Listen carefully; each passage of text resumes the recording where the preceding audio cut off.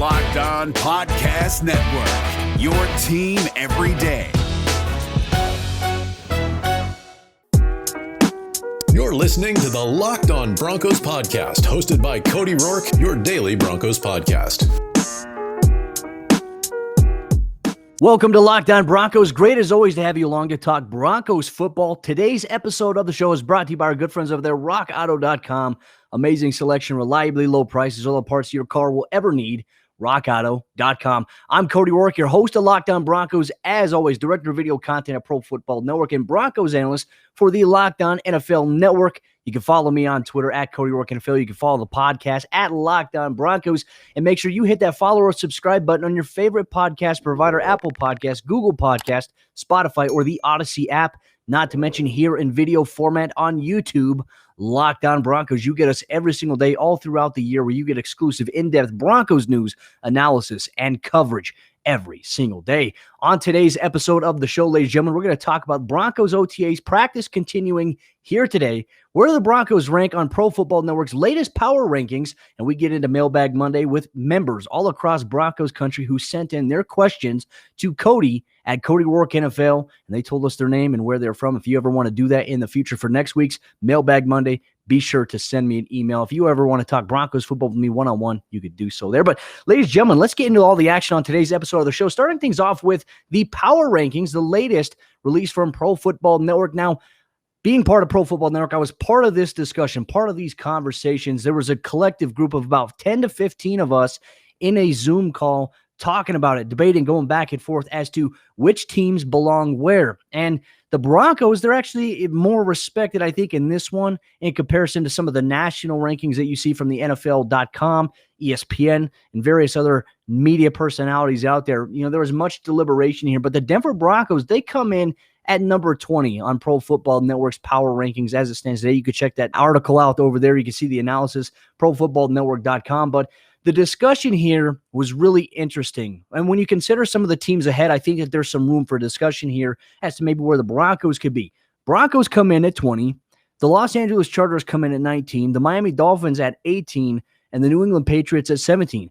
I firmly believe, and look, where the Broncos actually ranked was not my final opinion. So my evaluations, my notes, my discussion as to where the Broncos should be in comparison to everybody else, that was factored in, but it was a group consensus, and I was not the majority person on that. So just wanted to let that kind of sink in there. That was how things went when we had that discussion. But I think you could make the argument that the Broncos and the Chargers, in my firm opinion, I think you could put them ahead of the Miami Dolphins and the New England Patriots. So if I had it my way, I would have the Broncos and the Chargers ahead of the Dolphins. I'd have the Dolphins maybe at 20, the Patriots at 19, and then I would have the Broncos at 18. I think that'd be a respectable place right now, considering what they've done, where they're at as an organization. So this is interesting, though. The Chargers, the way that I threw it out in terms of my counter for them being at 19 or maybe even ahead of the Broncos, yes, they had a tremendous offseason. They added a center that's going to help on the interior. They added Rashawn Slater in the NFL draft to help keep Justin Herbert upright, but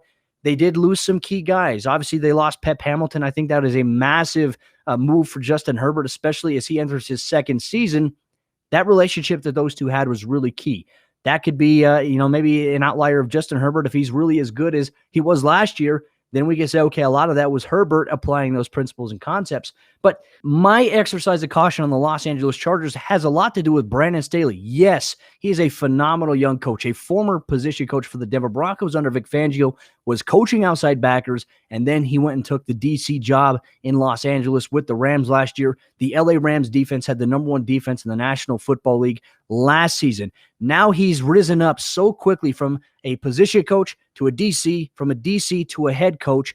And to me, I think there's a little bit of speculation there. And here's where I want to throw things out there. Yes, Brandon Staley, he operates with a Vic Fangio style of defense. However, when I look at the comparison between the Broncos, where Vic Fangio has all that experience adjusting really quickly to offenses in the National Football League, especially some of the high-scoring offenses, he's done a really good job of being able to put game plans together to help counteract that. And if he ever needs to defer anybody, he's deferring to Ed Donatel. Brandon Staley, yes, he's going to run the defense in Los Angeles. However, he's going to be deferring to Ronaldo Hill, who was a defensive backs coach with the Broncos last year. So I think that the Broncos had the advantage in terms of experience there. Yes, they're getting Derwin James back healthy. I think that obviously factors into it. Chris Harris Jr. is back with them this upcoming season. Herbert's returning. Keenan Allen, Mike Williams, Austin Eckler. So maybe based on the strength of what they have offensively, maybe that's why they're ahead of the Broncos. I can see that. But the Broncos, they got better on the defensive side of the ball, too. The Dolphins, yes, they added Jalen Waddle at the wide receiver position. I think that's a great move there. But outside of that, there's some question marks still around Tua and whether or not he's going to be the guy, whether or not that Brian Flores is going to give him a full season. The Patriots, yes, they brought Cam Newton back, but they lost Julian Edelman. I just don't know at this point in time. Yes, they're getting guys back from opt-outs. I don't know if the Patriots right now are better than the Broncos. I think the Broncos are better. I'm eager for your thoughts on the subject matter at hand. Broncos Country, let me know in the comment section down below on YouTube or on Twitter at Cody Roark NFL, at Locked On Broncos. But the Broncos come in at number 20 here so far in the offseason power rankings at Pro Football Network. I'm going to be involved in a lot of these discussions in our future power rankings projections, and I'll be sure to factor in my input as to what's going on with the team because I cover the team every single day here on the Locked On Broncos podcast. But Broncos Country, eager for your thoughts as always. Do you believe that the Chargers, the Dolphins, and the Patriots should be ranked higher than the Denver Broncos? Let me know once again. But Broncos Country, coming up here in just a moment, we're going to get into our discussion regarding the Broncos returning to practice. This is a big week. It's the start of something as 11-on-11 work begins. What does this mean for the quarterback competition? Does it actually start going under the microscope a little bit more this upcoming week? We break it down. We discuss it coming up here in just a moment. But before we do that, folks, I have to tell you about the sponsor of today's episode of the show. That's our good friends over there, BetOnline.ag. And BetOnline.ag is the fastest and easiest way to bet on all your sports action. With baseball season in full swing, you can track all the action at BetOnline. And you get all the latest news, odds, and info for all your sporting needs, including MLB, NBA, NHL, and all of your UFC and MMA action. When the NFL season rolls around, you're going to get that coverage there too at BetOnline. Don't sit on the sidelines anymore, as this is your chance to get into the game as teams prep for their runs inside the playoffs towards a championship. So head to the website or use your mobile device to sign up today and receive your 50% welcome bonus on your first deposit when you use promo code LOCKEDON. BetOnline, your online sportsbook experts. Practice continues this week for the Denver Broncos as they enter the final week of OTAs, organized team activities. There's going to be several processes that will be implemented this week ahead of next week's mandatory minicamp. They're going to put the team on track, ready to kick things off in training camp next month, July 27th at the UCL Training Center in Inglewood, Colorado. But Broncos fans, getting into some of the subject points of this week's practice, we will hear today from Broncos head coach Vic Fangio as they get things going. They're going to add some things. And one of the things we've been made aware of is throughout the last couple of weeks, the Broncos, they've been adding in different coverages. They've been adding in parts of their scheme and doing the install. Now, usually how practice works out for the Broncos, they will begin by doing position drills. So the DBs will go with the DB coach, linebackers will go with the linebacker coach, vice versa. And what we've been seeing in 7-on-7, defensive line, they've been doing positional work pretty much all throughout the OTA period. Now the defensive line, the offensive linemen, they're going to be added into the mix a little bit with what the Broncos are doing with the introduction of 11-on-11. Vic said it last week. The team is going to transition to this period. Now there's several things we're going to keep our eye on this week as the Broncos get to that point, leading into mandatory minicamp next week where things are going to ramp up a little bit more. But I think it's safe to say that we can look at the quarterback competition right now and say maybe the evaluation process between how these players do begins this week. You don't really get too much of an evaluation factor in 7-on-7 because it's really you're just throwing against air. You're throwing to your offensive guys. Yes, you're going to have defensive guys in coverage, but there's no physical contact. There's no pass rush. There's no offensive line protection, and there's also no pass protection from your running backs. And there often at times you're not checking it down as 7-on-7. You're throwing whatever route is out there. Yes, we can see some interceptions happening in 7-on-7. We can see some touchdown throws happening from Teddy Bridgewater to Jerry Jeudy last week. That's going to happen. But this week, it's going to be a little interesting because the Broncos, they also have to take the necessary measures to protect players. And this is also a big topic of discussion with the NFL and the NFLPA's ongoing back and forth between what the expectation should be in regards to player safety during a time like this, especially when there is no pads. Players are going to be in helmets, jerseys, and shorts. With the introduction to the offensive line and defensive line into some of these team periods of 7-on-7, you're not going to see them. 9-on-7, you're going to add a couple of aspects into it on the offensive side of the ball. But when you do 11-on-11, you're adding in your whole entire offensive line, your whole entire defensive line. The offensive linemen, they're going to be holding bags. More than likely, the defensive linemen, their main job at this point is to strike the bags. Nothing else. You're not actually going to try to get on the inside. It's just going to be contact simulation. You're not going to really do the full thing. Now, For the quarterbacks, and this is where the offense comes in, the defense comes in.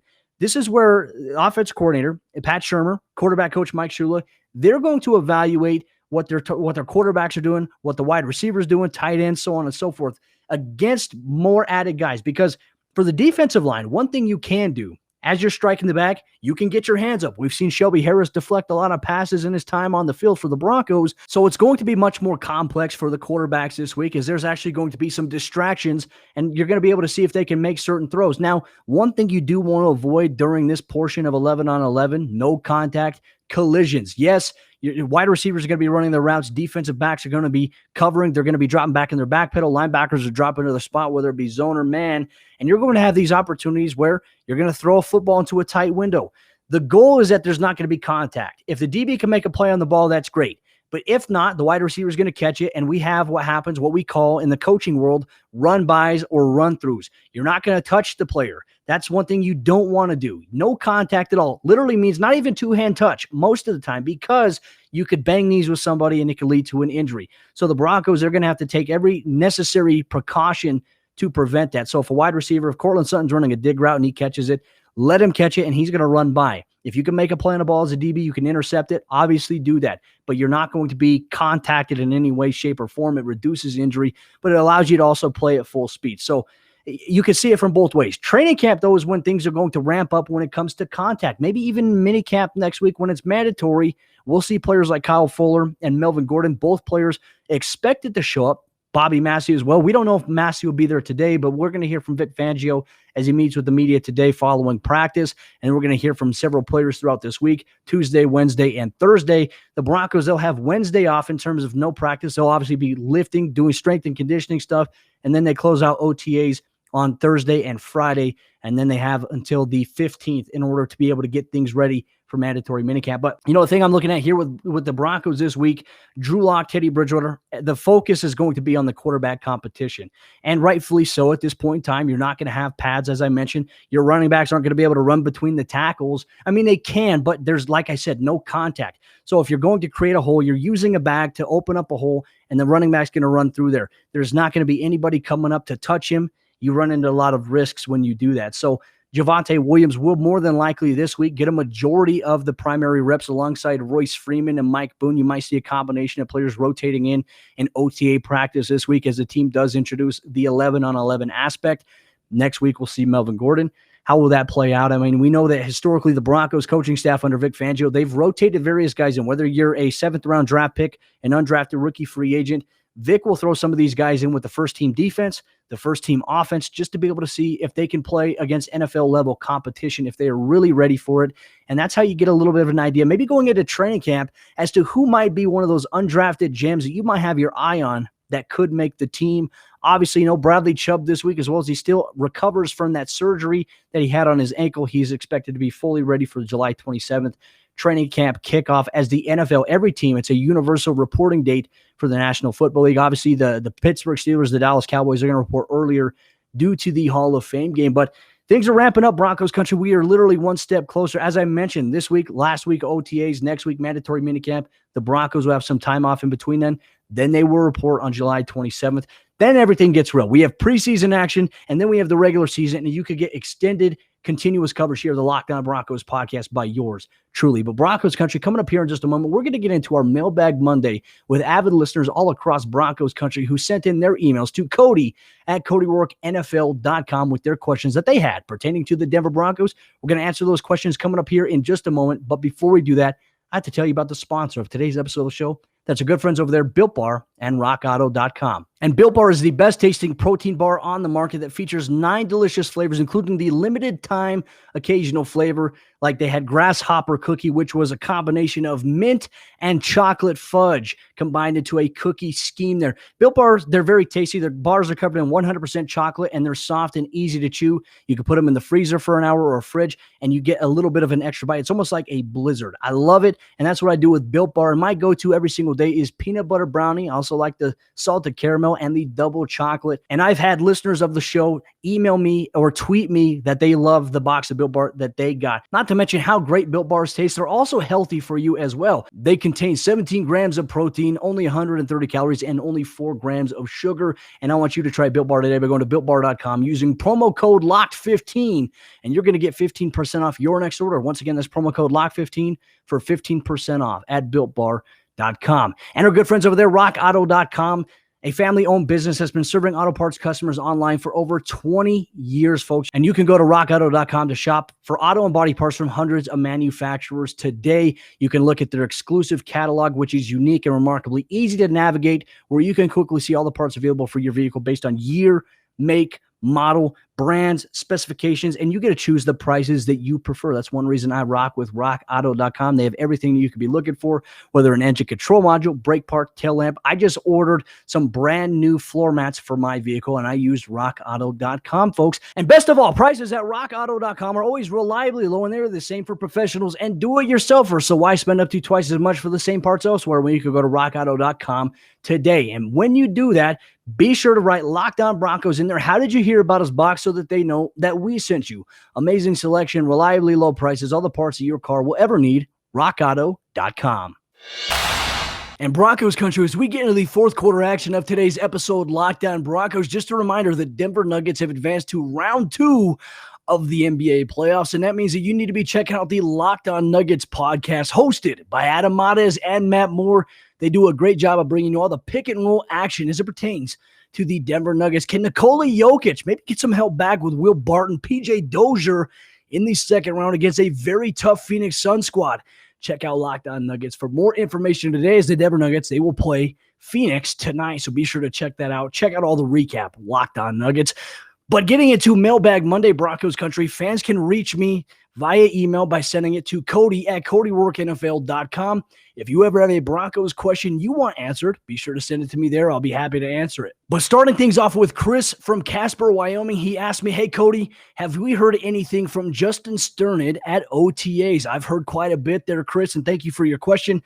As it pertains to Justin Strnad, right now, behind Alexander Johnson, Josey Jewell, Justin Strnad is chomping at the bit. And Josey Jewell, he'll have some competition from Strnad, but Strnad is expected to be used in some of the Broncos packages, whether it be the nickel or the dime this year. Because of his length, he's leaned up a little bit too from the sound of it at camp, but he looks faster. Now, last year, we didn't get to see much of him outside of training camp, where he suffered a little bit of a dislocation in his wrist.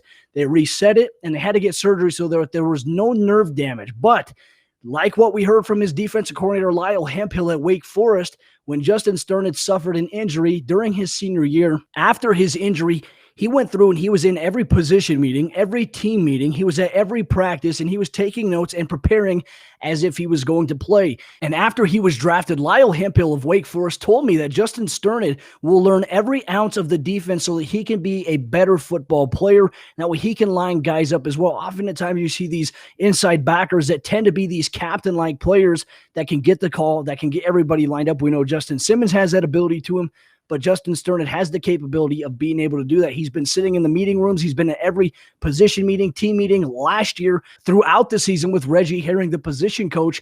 And so more than likely, I imagine he knows the defense a lot more now. It's about getting on the field, carrying those reps over, and he's getting those reps. So he and Josey Jewell, you got to keep an eye on them in terms of ongoing competition throughout training camp and the preseason, but super excited for Justin Strnad at this point to be able to see what he can do for the Broncos. But the reports that I've heard so far from him are very good coming out of OTAs. So thank you, Chris, for your question.